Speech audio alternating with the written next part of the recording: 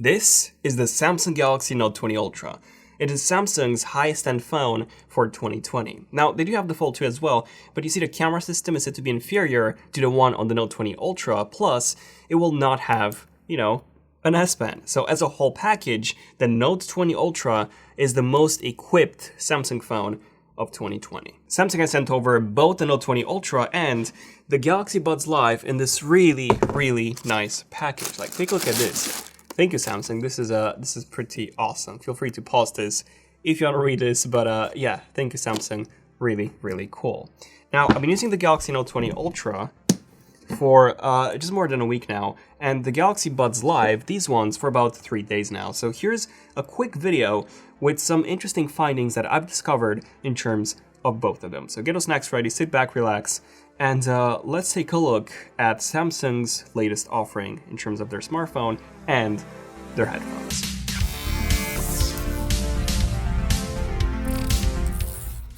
Okay, so the unit that I have right here is the European model, which comes with the Exynos 990 processor.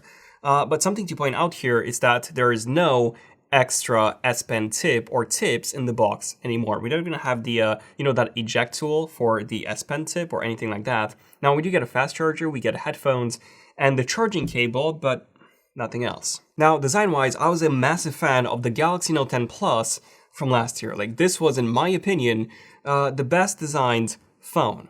Well, up until now.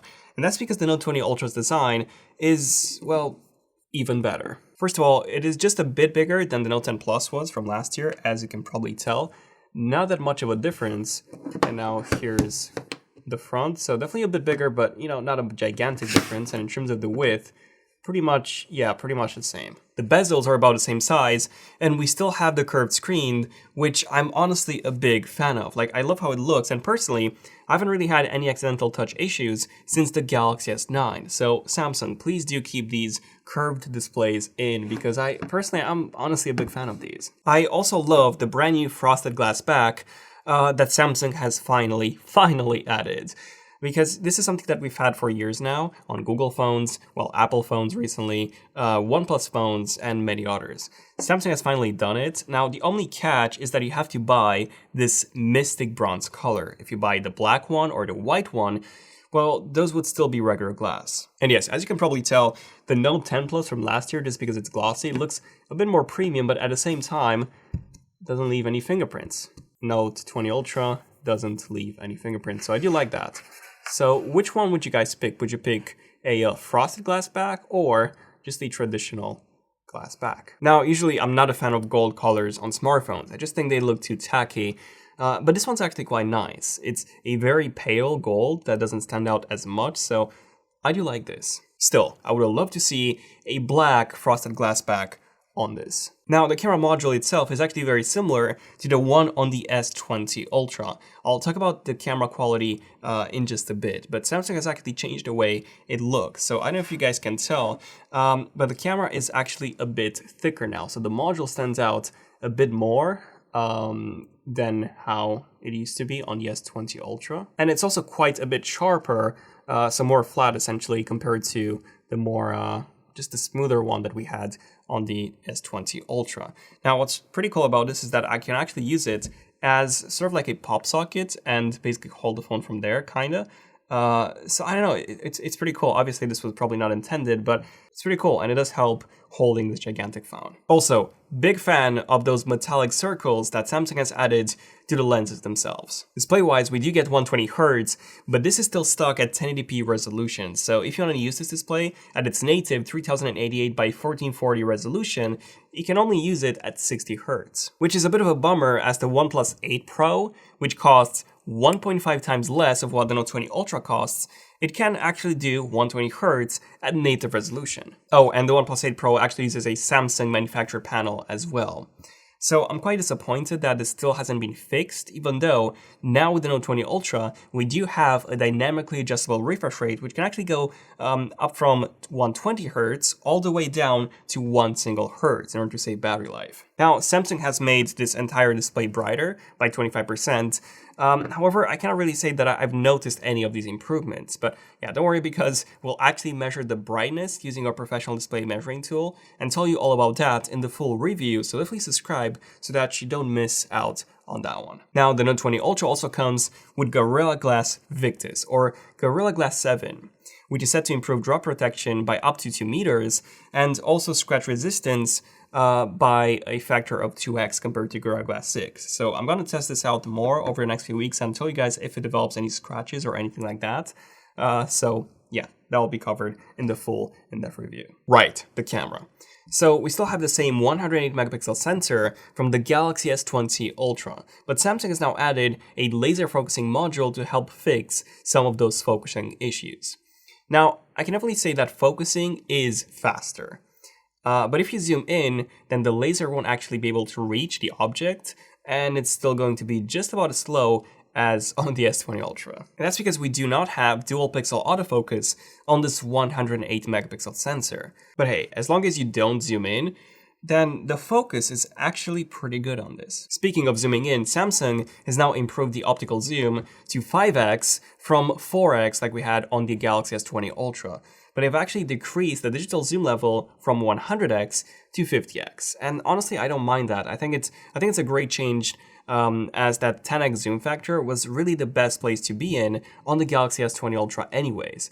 And that is now even better. Low light performance is actually better now. Samsung has improved their night mode considerably since the S20 Ultra came out, and I'm impressed. Now, is it as good as on the Google Pixel or the iPhone? Well, we'll actually do a full comparison of that in the full review, so stay tuned for that. Now, something that hasn't changed though is in terms of the HDR processing. So while the shadows are not as crushed as they originally were on the S20 Ultra, they're still darker than what we're used to on the HDR modes on the iPhone or the Pixel, which makes me think that this is actually a look that Samsung has intentionally decided to go for. The front-facing camera has actually dropped in resolution from the S20 Ultra, so it is now the same 10 megapixel camera that the Note 10 Plus from last year had, as opposed to the brand new gigantic 40 megapixel sensor that the S20 Ultra got. Now, I don't actually mind that, because the smaller the resolution is, the bigger the pixels are on the sensor, and the better the camera is in low light. Now, performance-wise, this phone is fast. That 120Hz refresh rate display, the Exynos 990 processor, and 12GB of RAM just make it feel like one of the fastest phones I've ever used. Now, the OnePlus 8 Pro did feel faster, as the animations were simpler and more fluid, and, faster as well, but using this, the Note 20 Ultra definitely feels amazing. Unfortunately, if you live in Europe, you would only get the Exynos 990 processor inside, rather than the Snapdragon 865 Plus processor.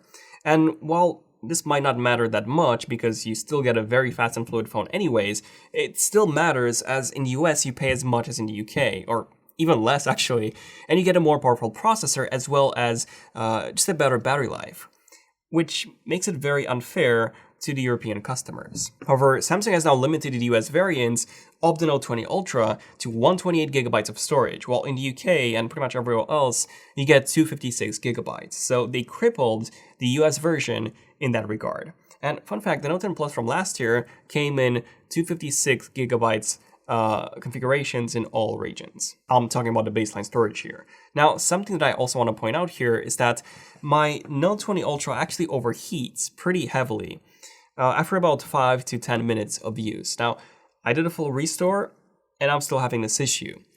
Now, maybe it's still indexing the files, so I'll keep an eye on this and tell you guys my findings in the full review. Once again, make sure to subscribe so that you don't miss that out. Okay, now when it comes to special features, the S Pen now features a 9 millisecond response time as opposed to 42 milliseconds, and it definitely shows. Like, writing on this phone feels so much more realistic now. So yeah, I'm a big fan of this. Now, there are also a few gestures that you can do with the S Pen now. I'm not really into those myself, but you can change the volume, all that kind of stuff, with just using the S Pen and a few air gestures.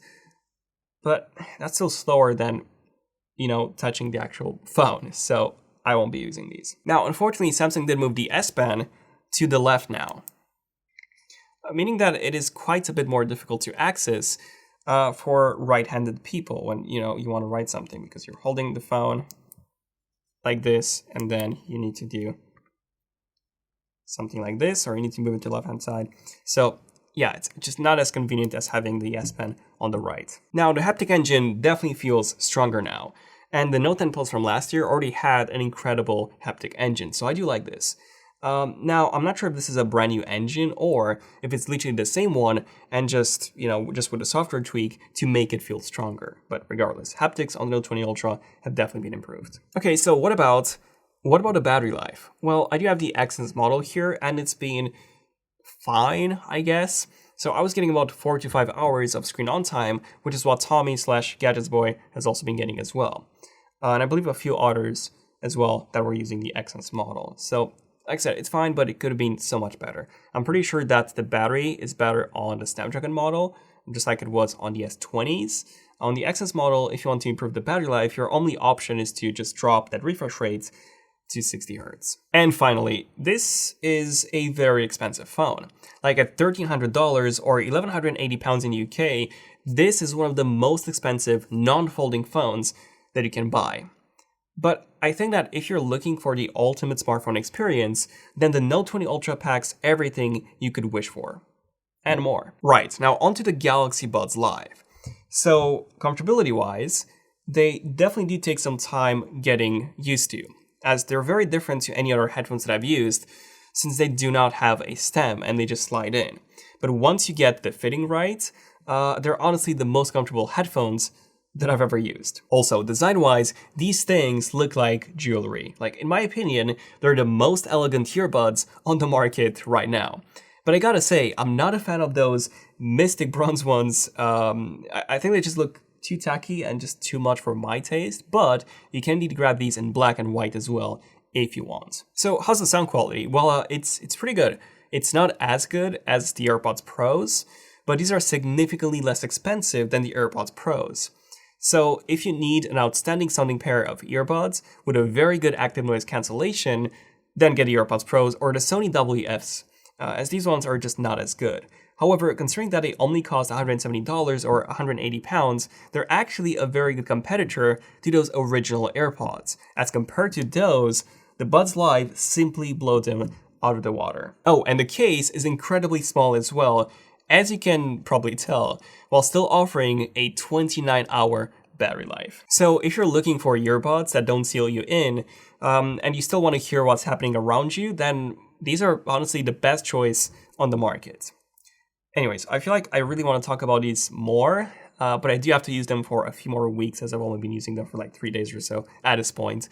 And I either want to do the review of these in the full review of the Note 20 Ultra, or I can also have a separate review of the Galaxy Buds Live in obviously separate videos. So let me know in the comments which one would you guys prefer. Do subscribe and enable notifications if you have enjoyed this video for both of these in-depth reviews as soon as they come out. As we're going to have an insanely detailed review of both of these, just as you came to expect from our videos. And if you want to support us even further, definitely consider becoming a member. You get those really cool badges next to your name and the comments. Yeah, so thank you for that. But this has been pretty much it. I'm going on holiday next week, so definitely follow on Instagram. @ZenofTech will be posting some holiday photos or stories, so stay tuned for that. I just realized I said next week, but that's because I'm recording this video the week before you're watching it. So the week, literally right now, I'm on holiday. So yeah, thank you for watching. This has been pretty much it. I'm Daniel, this has been ZenofTech, and I'll see you guys in the next one. ZenofTech, signing out. Cheers.